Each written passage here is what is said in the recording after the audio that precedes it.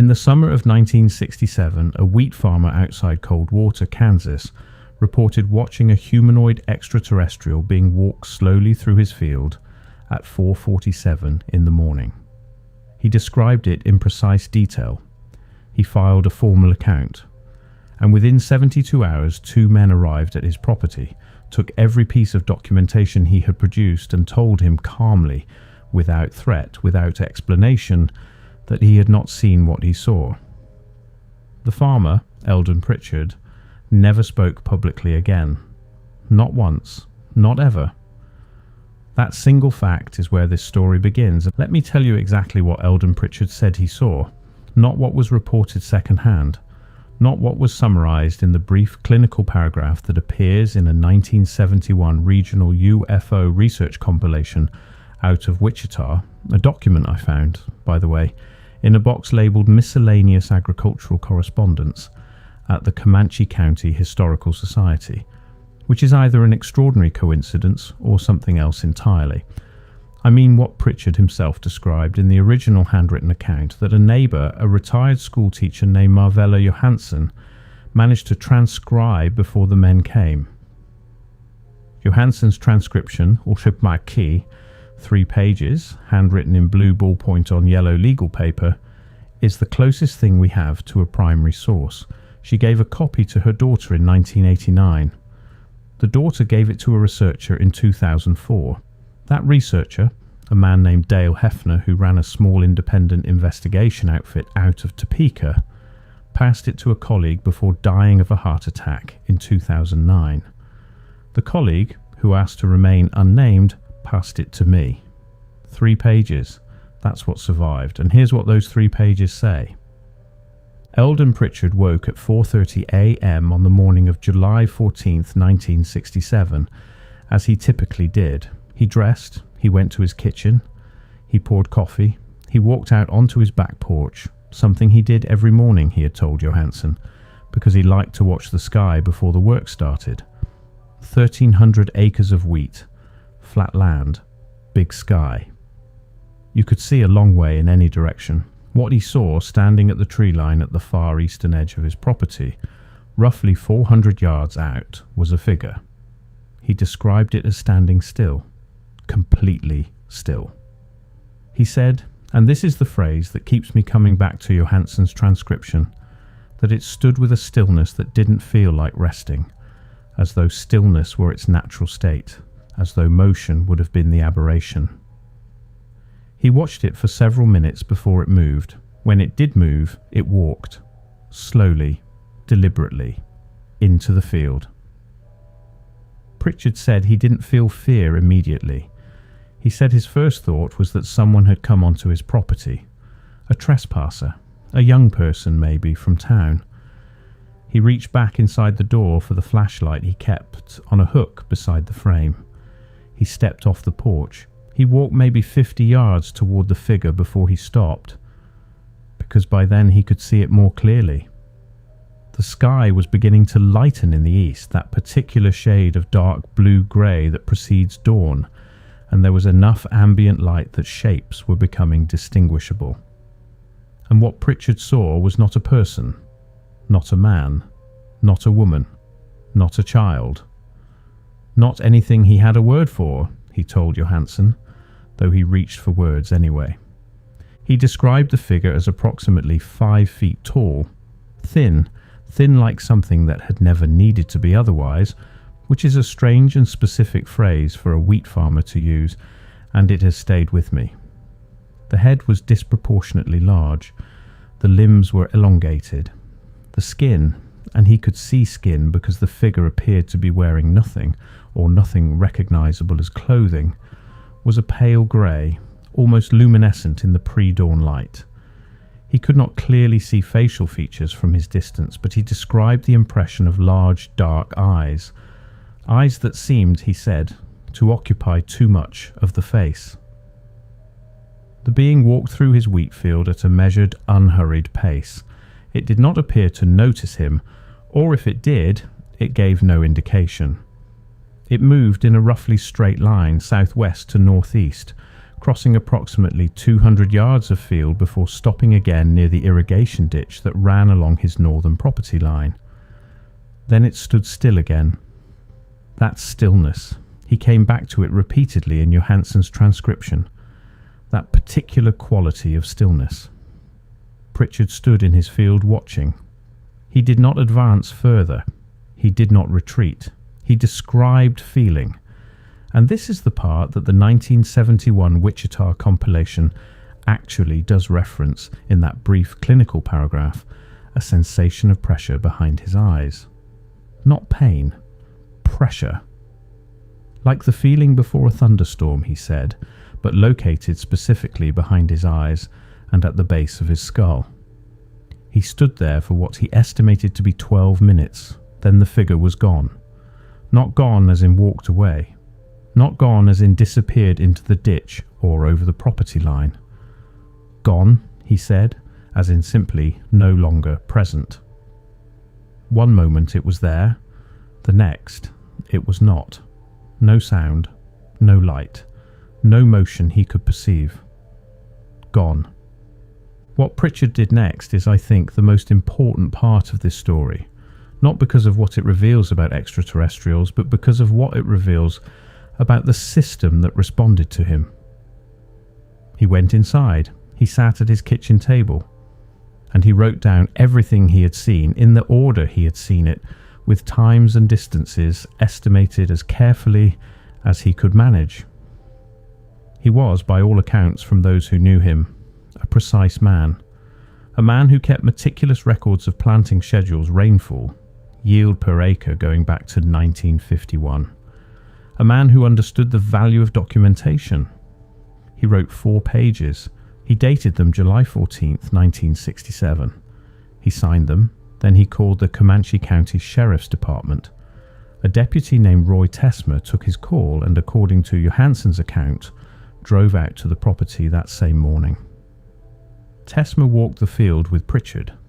What they found, and this is documented in a brief incident report that exists, or existed, in the Cold Water municipal records before those records were transferred to a regional archive in 1984 and apparently misfiled, were marks in the wheat, not crop circles, nothing so dramatic, but a section of wheat, roughly 8 feet in diameter, that had been pressed flat, not broken, not burned, pressed, as though something heavy had rested there or descended there in a concentrated circular area. And leading away from that press section, marks in the soft soil at the field's edge that Tesmer apparently described in his incident report as consistent with bipedal movement but of unusual depth to width ratio. Unusual depth to width ratio. A phrase that means something very specific to anyone who has spent time looking at ground impressions. It means the tracks were deep relative to how narrow they were. It means whatever made them was heavy. Very heavy. Disproportionately heavy. For a figure Pritchard estimated at 5 feet tall, that incident report, I have tried methodically and over many months to locate it. The Cold Water Municipal Archive transfer records from 1984 list it as having been included in a box labelled Sheriff Miscellaneous 1965 to 1969. That box, according to the Regional Archive in Pratt, Kansas, was received. According to their catalogue, it was shelved. According to their shelving records, it remains there. According to the actual physical shelf where it should be, it is not there. The box is missing. The report is missing. And that's where the official explanation first begins to break down. The men arrived on July the 16th, 1967. 2 of them. Pritchard described them to Johansson as wearing dark suits and arriving in a black vehicle, a description so archetypal that I want to pause here and address it directly, because I know what you're thinking. I thought the same thing. I thought, of course he did. Of course the farmer in 1967 described men in black suits. It's the template. It's the cliché. Except Han Johansson's transcription predates the popularization of that template by over a decade. The cultural vocabulary around suited government visitors in UFO cases didn't become widely circulated in American popular consciousness until the late 1970s, consolidated further through the 1980s. Pritchard's account, as transcribed by Johansen in 1967 and copied in 1989 before that popularization had fully saturated rural Kansas, uses the description without apparent awareness of its significance. He doesn't call them men in black. He doesn't reference any framework. He just says, 2 men, dark suits, black car. He says they were polite, quiet. They asked him questions, many questions, detailed questions about the time, the duration, the physical description of the figure, the marks in the field, and they took notes. They asked to see his written account. He gave it to them. They asked if he had discussed the encounter with anyone. He mentioned Deputy Tesmer and Marvella Johansen. They thanked him. Before leaving, one of them paid. Pritchard could not later recall which one, Paist, told him that what he had observed was almost certainly a weather phenomenon, possibly a temperature inversion, combined with an unusual atmospheric reflection, and that the marks in the field were consistent with a localized wind event. They said a report would be filed. They said he might be contacted for follow-up. He was never contacted again. Johansen reported that 2 days later, a man she did not recognize knocked on her door and asked to speak with her about a conversation she'd had with her neighbor. She said he was polite. She said he was alone, not in a suit but in ordinary clothes. She said he asked whether she had any written notes from her conversation with Pritchard. She told him she did not. She had already sent her copy to her daughter. This is an astonishing detail if you sit with it. Johansen lied. A retired school teacher in rural Kansas in 1967 looked at a stranger on her doorstep and lied about a document because something in her told her the document mattered. Something told her to protect it. She couldn't have explained why, she told her daughter years later. She just knew, and because she lied, we have 3 pages of testimony. That's it. 3 pages. But 3 pages is infinitely more than 0, and 0 is what someone apparently wanted us to have. The further I went into this, the more a shape began to emerge, and once I saw it, I couldn't look away from it. Eldon Pritchard is not unique, not in the specifics of his encounter. A slow-moving grey figure, unusual stillness, the pressure sensation, rapid official response, and not in what happened afterward. The confiscation of documentation, the visit, the silence that followed. In March of 1964, a ranch hand named Clifford Beaumont outside Liberal, Kansas, reported a similar encounter to a local newspaper. The story ran in the Seward County Sentinel on March 12th.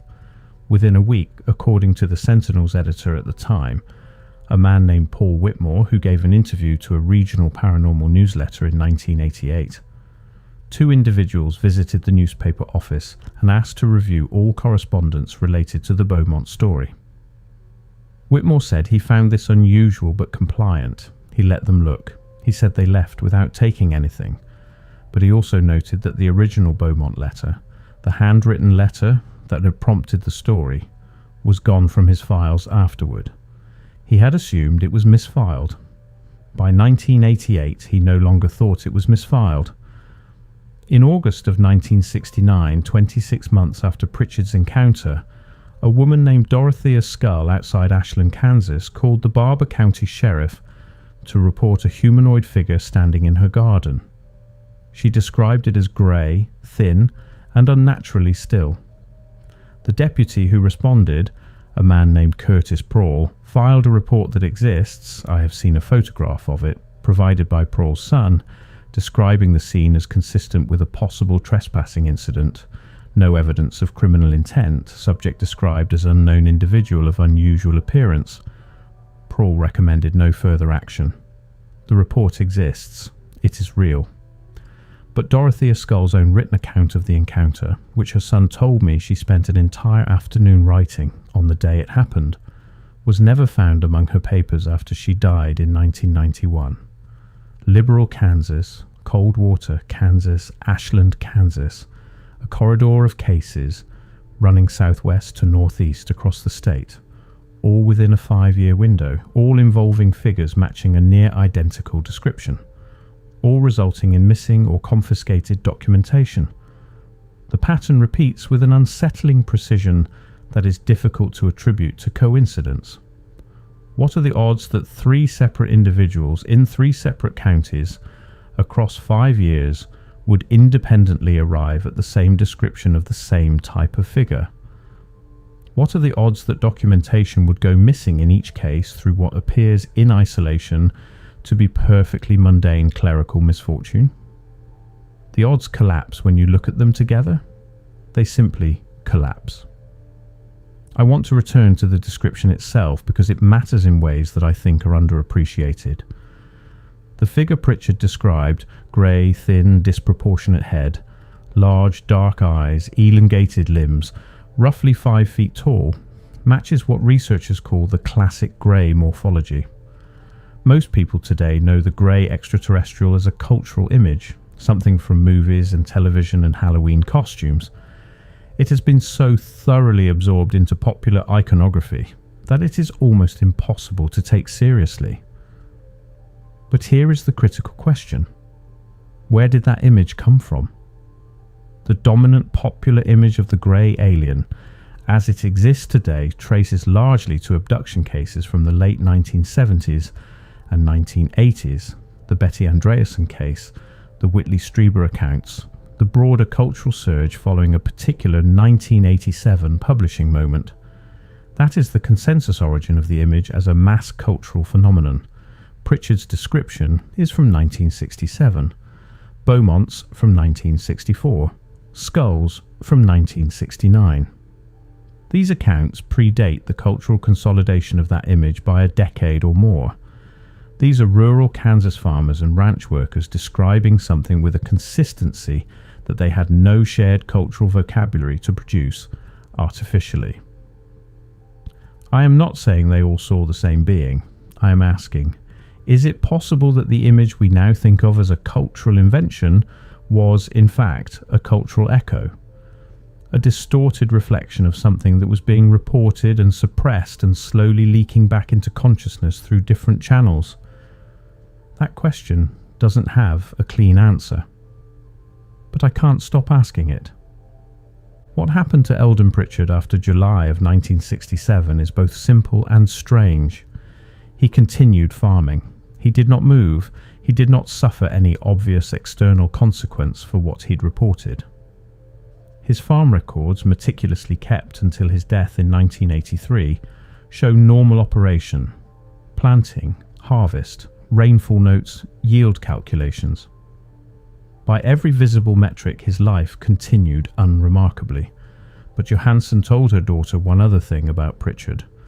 She told her that in the months after the encounter, he changed in a specific way. He stopped talking about the future. He had been, before July of 1967, a man with plans, expansion plans, equipment upgrades he was saving toward, a water system he wanted to install. After the encounter, after the men came, those conversations stopped. Not because he was afraid, Johansen said. Or not only because he was afraid, because, he told her once in a brief and private conversation she was not sure he meant to have. Something about the encounter had left him uncertain about time, about his relationship to the future, about whether the future, as he'd understood it, was a reliable concept. He didn't explain further. She didn't push. She said it was the strangest thing she'd ever heard a farmer say, because farmers, by profession, are people who live entirely in the future. Planting is a future tense act. Every seed is a promise made to a season not yet arrived. And Eldon Pritchard, after July 14th, 1967, apparently stopped making those promises. Why? What did he see, or feel, or understand in those 12 minutes that so fundamentally altered his relationship to time? The pressure behind the eyes, the stillness that wasn't resting, are these symptoms of something perceptual, something done to him, or merely received? And here is where the thing that happened to Pritchard becomes impossible to ignore as an isolated incident. because Clifford Beaumont, in that 1964 case in Liberal, stopped planting winter wheat after his encounter. Stopped entirely on a ranch where winter wheat had been a foundation crop for 20 years. His employer at the time, who gave a brief account in that 1988 paranormal newsletter, said Beaumont had become peculiar about the ground. Wouldn't discuss it, just wouldn't plant. 2 men, 2 encounters, 2 sudden and unexplained disruptions to their relationship with the land they worked. This raises a simple but critical question. What did they each experience that produced such a specific and parallel response? Not fear, not trauma exactly. Neither man exhibited what anyone around them described as the aftermath of trauma. Something more precise than that. Something that seemed to have reorganized the way they understood their relationship to the physical world.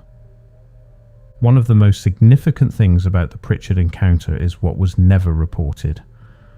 No light, no craft, no sound, no radiation, no physical injury to Pritchard or his crops beyond the press circle and the tracks. Just a figure, walking, standing, gone. So many cases in this era involve lights, missing time, physical burns, electromagnetic interference with vehicles and equipment. The Pritchard case has none of that, and I think that absence is as significant as any evidence, because it suggests, and this is speculation, I want to be clear, this is inference built on pattern, that what Pritchard observed may not have been an event in the conventional sense, not an arrival, not a landing or a departure, something more like a passage, an entity moving through the landscape casually for reasons entirely its own, in the way that a person might walk through a field without being aware of or concerned with the insects underfoot. Is that more disturbing than the alternative? I find that it is. The idea of a craft implies a mission, a destination, a purposeful presence. The idea of a figure simply walking through a Kansas wheat field at 4:47 in the morning implies something else entirely. A familiarity with the landscape, a comfort with it, a sense that the landscape belongs to it or has always belonged to it in ways that predate Eldon Pritchard's deed of ownership and his grandfather's claim before him. I reached out in the course of this investigation to 12 individuals connected to these cases, former neighbours, descendants of the witnesses, archivists, 2 former law enforcement officers whose names appeared in adjacent documentation. 6 did not respond. 3 responded briefly and said they had no information. 2 agreed to speak and then, before those conversations could occur, withdrew without explanation. 1 person, I will say only that they were connected to the Pritchard case by family relation, agreed to a recorded conversation and then midway through it, stopped. They said quietly that they had been told not to talk about it. Not recently, long ago. Told by someone they wouldn't name, in terms they wouldn't describe. They said they had honoured that for decades. They said they weren't sure they still wanted to honour it, but that they weren't sure they didn't either. The call ended there. I haven't heard from them since. The silence that surrounds this case is not the silence of people with nothing to say. It's a specific kind of silence, a shaped silence, the silence of people who made a decision at some point about what they would and would not carry into the remainder of their lives. What were they protecting? Themselves, others, or something they didn't have words for, some understanding, glimpsed and then deliberately set aside, about the nature of what Eldon Pritchard saw walking through his field. Here is what I know. On July 14th, 1967, a man watched something walk through his field. He documented it. The documentation was taken. The official explanation was offered, and then withdrawn into silence. The case left behind 3 pages, a missing incident report, a press circle in the wheat, and a farmer who stopped believing in the future. The evidence suggests something much larger than a single unusual morning in rural Kansas. It suggests a pattern, geographic, temporal, behavioural, that someone at some point decided the public did not need to see assembled. What was the being doing in that field? Where had it come from? And where did it go? How many other Eldon Pritchards were there? Men and women who saw something, wrote something down, had it taken, and spent the rest of their lives carrying a knowledge they'd been told to forget.